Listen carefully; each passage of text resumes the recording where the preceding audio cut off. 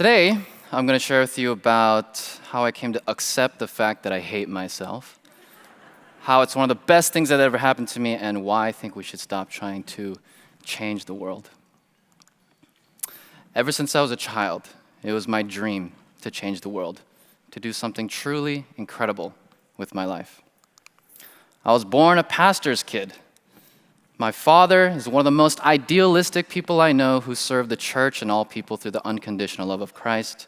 And my mom, one of the most amazing artists and singers I know, and one of the most committed and responsible human beings I know who gave her life to our family in the church. As the child of my parents, I took on both of their characteristics: idealistic, artistic, hardworking, responsible, and most of all, I wanted to change the world to make it a better place. So when I discovered a deep passion for filmmaking in 7th grade, it became a powerful life mission to challenge, empower, and unite people through the profound power of meaningful filmmaking.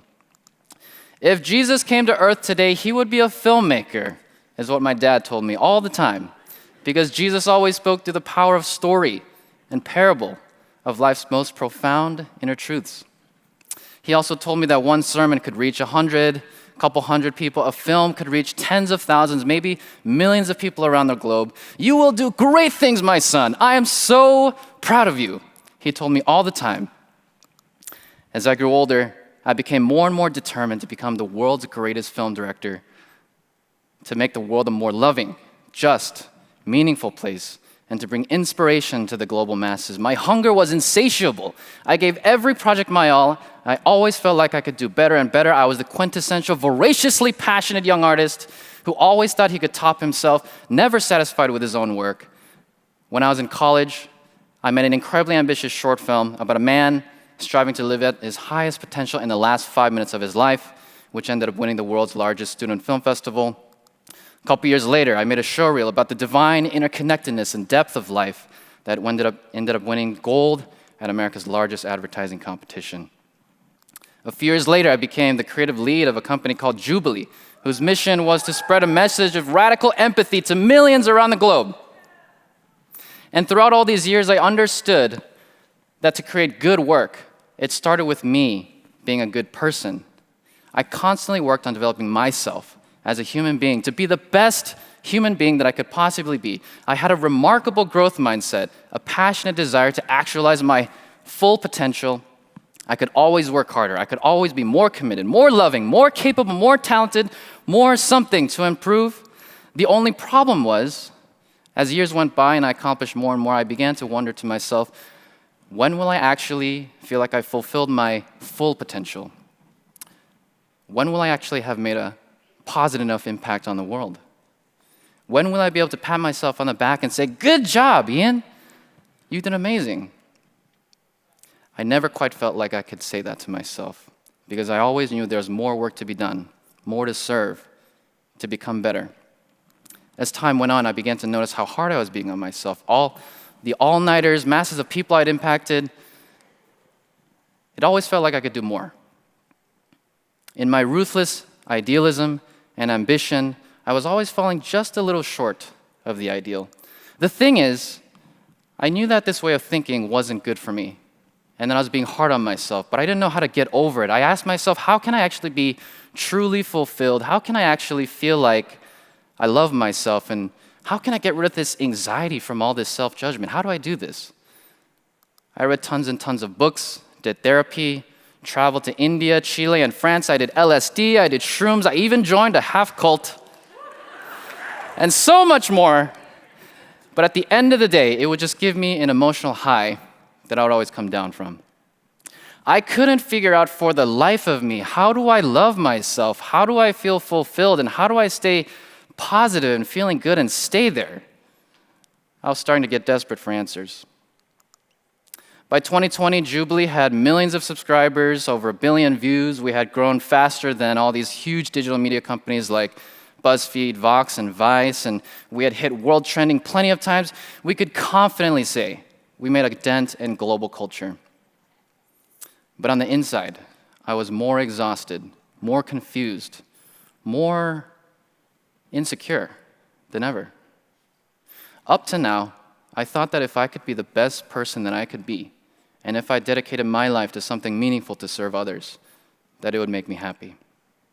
I had gone everywhere, done everything. I had exhausted all possible options to try to be the best person I could be, and I led a team to impact millions of people around the world in a positive way, but how the hell was I more anxious than ever? Why was I even harder on myself than ever? I couldn't understand it. How do I truly love myself? For another handful of months, I tried to be positive, to be more committed, more passionate, more gung-ho, and after trying so hard for such a long time, I just couldn't bring myself to do it anymore. I was tired. I was exhausted. I was beyond exhausted. And eventually I reached a breaking point. One day I quit everything. I left Jubilee, no idea what to do next. I left all my friends, left LA, and I moved back in with my parents. No idea what was next. Zero plan. I felt like life had just completely defeated me. I was tired of putting in all this effort all the time to be a better person, to make the world a better place, and it was just exhausting. I wondered, maybe all this change the world stuff is just a load of youthful, naive bullshit. Everything just seemed pointless and exhausting. Long story short, I was jaded.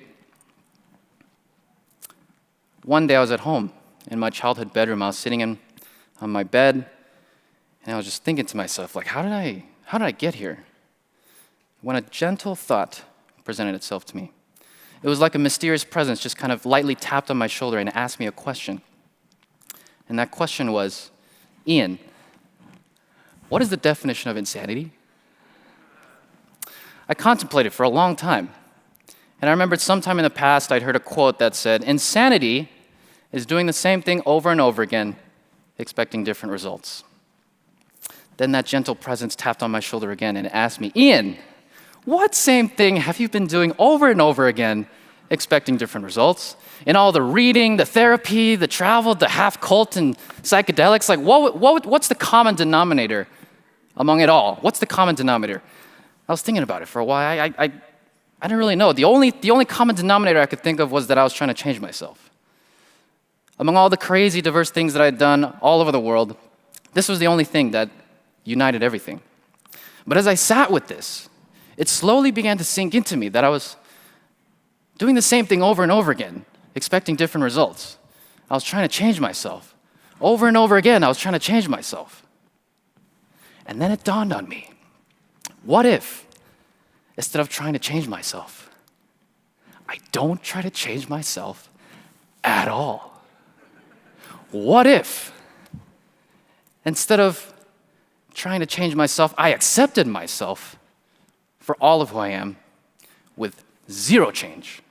What if I accepted that I struggle deeply with anxiety and my anxiety may never go away? What if I accepted that I struggle with self-hate thoughts and they might never go away? As I sat with this for a good minute, I slowly came upon another realization. The reason I was trying to change the world was because I couldn't accept the world the way it was. And the reason I couldn't accept the world the way it was because I couldn't accept myself the way I was. I had been projecting my desire to change myself to the outside world. Instead of looking within and seeing what was there, I had been running away into the idea of changing the world as a way to run away from my own feelings. Everybody talks about changing the world. Everybody talks about becoming a better person. But I feel like everyone is skipping step one. And step one is to see yourself exactly as you are, with no change and with no judgment, no matter how seemingly ugly. Years ago, when I was in Alcoholics Anonymous, we used to introduce ourselves by saying our name and then saying that we're an alcoholic. My name is Ian, and I'm an alcoholic. It's a radical acceptance of oneself and the powerlessness of your own willpower to overcome addiction through your own individual understanding. It's a surrender of the lower self, because too many times before, our own ego failed us. Within each of us is a lower self and a higher self. The lower self is always busy being right, judging, looking at things and how to make it better to find a solution, built on a weak scaffolding of pride and insecurity. Hardcore willpower to change itself in the world outside of us. The higher self is a more expansive, spacious consciousness, never judging, witnessing with unbearable compassion. It sees, accepts all part of who we are, no matter how prickly and no matter how ugly. In the past year and a half, I've been surrendering my lower self more and more, surrendering into my higher self, clearly seeing all the warts and imperfections without judgment. Sometimes I still feel bad, and I can't stand here and honestly tell you that I'm 100% okay with all parts of who I am. But the more I work at it every day, the more I feel a deepening clarity, joy, and effortlessness. Moments here and there, I get glimpses of a wide, amazing space where all things belong and all flaws are part of who I am. My name is Ian, and I struggle with self-judgment and self-criticism. I'm 30 years old, I still get pimples, I have crooked teeth. In the past, I've struggled immensely with porn addiction and substance abuse. In my romantic life, I have severe anxiety and trauma. I've never been in a long-term relationship. I've learned that if you struggle with self-love, the answer isn't to try to love yourself harder. Love isn't a matter of effort. It's a matter of awareness. It's not a matter of trying harder. It's a matter of letting go of all trying. It's to radically accept all things you're judging yourself about, even that judgment itself, to create abundant space for all the prickly things you see, to surrender all willpower, to be in this present moment without any labels or judgments. As crazy as it sounds, my struggles with self-hate have been the greatest gift from the universe because every day it is teaching me how to love myself at deeper and deeper levels and share it with others. When it comes to the world, don't get me wrong, I'm not saying that we shouldn't try to make the world a better place, but if it's coming from the lower self of judgment, of hating what you see, of forceful change because you don't like what's in front of you, it's like trying to put out a fire with more fire. To change the world for the better, to make the world truly a better place, we must start with radical self-acceptance of who we are, no matter how flawed it looks. We must start with a radical acceptance of where the world is right now, where other people are in this very moment. And if you're able to radically accept yourself, the world, where other people are, without any labels, you'll start to realize that the meaning of changing the world is a little bit different than what you thought it was. Thank you.